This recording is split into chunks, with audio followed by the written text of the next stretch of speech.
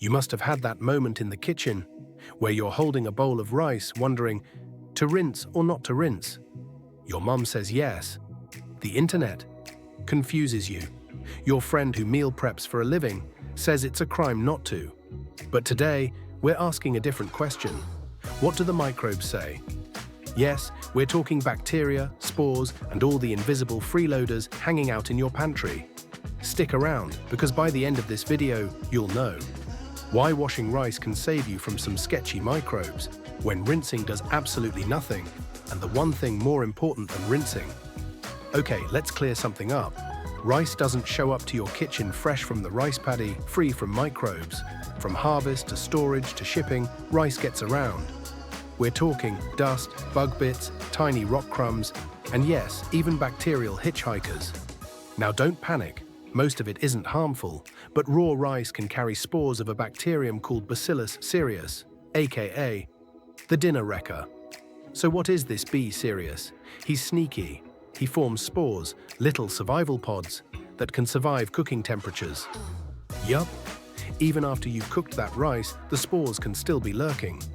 Now here's the twist. Bee Cereus isn't a big problem in dry rice.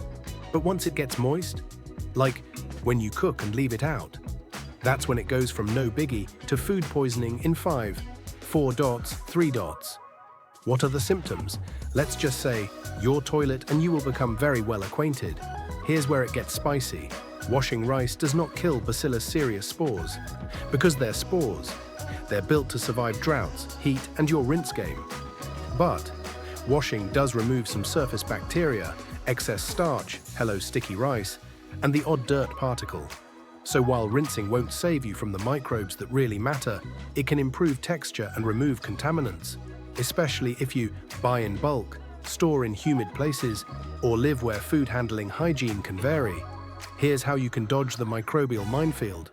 Focus less on washing and more on how you handle cooked rice. Here's the deal. 1. Cooked rice should not sit out at room temp for more than 1 to 2 hours. 2.